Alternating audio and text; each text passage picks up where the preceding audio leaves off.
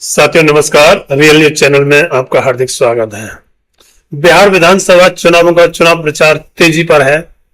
Bharatiya Janata party, उधर Congress party और राष्ट्रीय जनता दल तेजी के साथ चुनाव प्रचार में डटे हुए हैं। यह कहेंगे एनडीए गठबंधन और इंडिया गठबंधन दोनों चुनाव प्रचार में एक दूसरे को पछाड़ने में लगे हुए हैं। दूसरी तरफ एनडीए की तरफ से एनडीए के नेता जिनमें प्रधानमंत्री नरेंद्र मोदी जी खास हैं, वो लगातार रैलियां कर रहे हैं। अमित शाह भी बार बार वहां निर्देश दे रहे हैं। उनके साथ में चुनाव आयोग अलग से खेल करना चाहता है और करने की कोशिश भी पूरी कर रहा है। अब वो कर पाएगा नहीं कर पाएगा वो अलग बात है। हालांकि उसका जोर पूरी तरह से बीजेपी को जिताने का लग रहा है, ऐसा वहां लोग बता रहे हैं।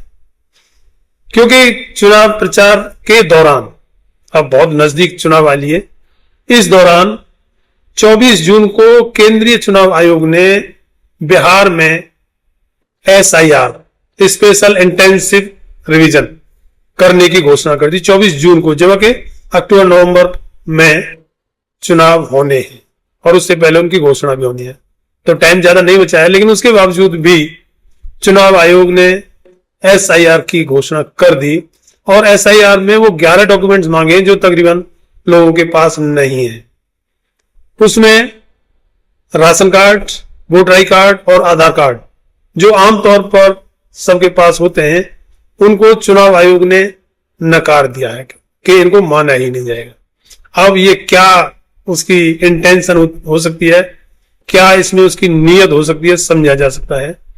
क्योंकि जो 11 डॉक्यूमेंट्स चुनाव आयोग ने वहां मांगे हैं वो तकरीबन लोगों के पास नहीं है और SC, ST, OBC और अल्पसंख्यक जो गरीब आदमी है उनके पास तो बिल्कुल नहीं हो सकते। क्योंकि अगर किसी के पास रहे भी होंगे, एक तो वो है ही नहीं, दूसरे अगर रहे भी होंगे तो वो बाढ़ ऐसी आती है कि सब कुछ बहा ले जाती है। और इसका पता तब लगा जब पीछे नीतीश सरकार ने वहां की जमीन का डिजिटलाइजेशन करने की कोशिश की। क्योंकि जमीन के पीछे वहां झगड़े काफी होते हैं, तो उनको खत्म करने के लिए नीतीश सरकार ने एक योजना शुरू की जिसमें सारी जमीनों का डिजिटलाइजेशन किया जाएगा। जब वो स्कीम शुरू हुई तो पता लगा कि लोगों के पास अपनी जमीन के कागज है ही नहीं और इस वजह से बिहार सरकार को यह स्कीम और आगे बढ़ानी पड़ी, मतलब उसका समय बढ़ाना पड़ा और अंत में मजबूर होकर उसको रोकना पड़ा। क्योंकि जब लोगों के पास जमीन के कागज ही नहीं है तो डिजिटलाइजेशन होगा कैसे। तो इससे आप समझ सकते हैं कि जो चुनाव आयोग ने 11 डॉक्यूमेंट्स मांगे हैं जनता से, वो पूरे होने बड़ा ही मुश्किल काम है और हो ही नहीं सकते। और अगर आपको वोटर का ही रिवीजन करना है, वोटर लिस्ट का ही रिवीजन करना है, तो वोटर आई कार्ड तो आप चुनाव आयोग का जारी किया हुआ है। जब जारी किया होगा तो उसमें वेरीफाई भी किया होगा। और आधार कार्ड की सारी चीजें माना जाता है, राशन कार्ड, और उसके साथ में वहां मनरेगा जॉब कार्ड भी है। जो आदमी खुद वहां मनरेगा में काम करता है उसको भी चुनाव आयोग ने नकार दिया, नहीं मानेंगे। इस पर विपक्ष ने शोर मचाया और सुप्रीम कोर्ट गए। सुप्रीम कोर्ट में सुनवाई के दौरान खेला हो गया। खेला मीन्स सुप्रीम कोर्ट ने भी कोई क्लियर डिसीजन नहीं दिया और जो डिसीजन दिया उसमें यह कहा कि हमारे विचार से, सुप्रीम कोर्ट ने एक तरह से सजेशन दिया है, आदेश नहीं, कि हमारे विचार से चुनाव आयोग को ration card, voter I card और आधार कार्ड को भी अपनी लिस्ट में शामिल करना चाहिए, जो 11 डॉक्यूमेंट्स की लिस्ट उन्होंने बनाई है। और अगली सुनवाई अब 28 जुलाई को होगी, जबकि SIR का पूरा करने का टाइम 25 जुलाई है। मतलब 25 जुलाई तक वो SIR पूरी हो जाएगी, तब 28 जुलाई को सुप्रीम कोर्ट सुनवाई करेगा और उसके बाद में 1 अगस्त को चुनाव आयोग बिहार की वोटर लिस्ट जारी करेगा। अब उधर वो भी खेला हो रहा है। खैर ये तो चल रहा है, उसका भी असर काफी पड़ना है बिहार के चुनाव पर। दूसरी तरफ जो महागठबंधन है उसमें कांग्रेस, आरजेडी और कम्युनिस्ट शामिल हैं।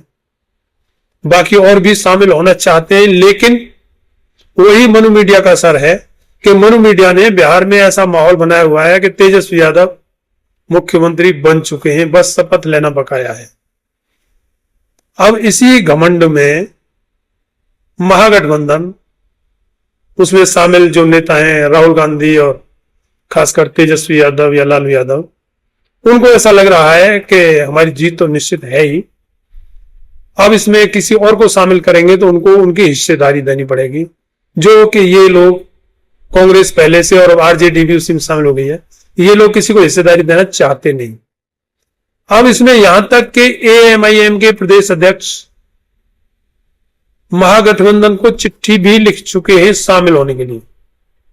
ऐसा शायद पहली बार हुआ होगा कि किसी दल ने किसी गठबंधन को चिट्ठी लिखी हो कि हमें भी शामिल कर लिया जाए, लेकिन इतने के बावजूद भी महागठबंधन उनको लेने के लिए तैयार नहीं है, जबकि महागठबंधन में कोई बड़ा चेहरा ना तो मुस्लिम चेहरा है ना ही दलित चेहरा, जबकि एनडीए में उधर जीतन राम मांझी भी हैं, चिराग पासवान भी हैं और उपेंद्र कुशवाहा।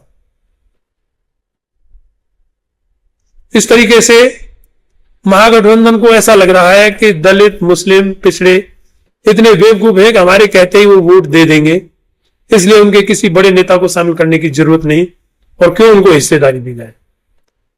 और यही एक वजह है जो महागठबंधन की हार को सुनिश्चित करेगी, क्योंकि फिलहाल जो जागरूकता बढ़ रही है लोगों में, वो अब इन चीजों को समझ रहे हैं।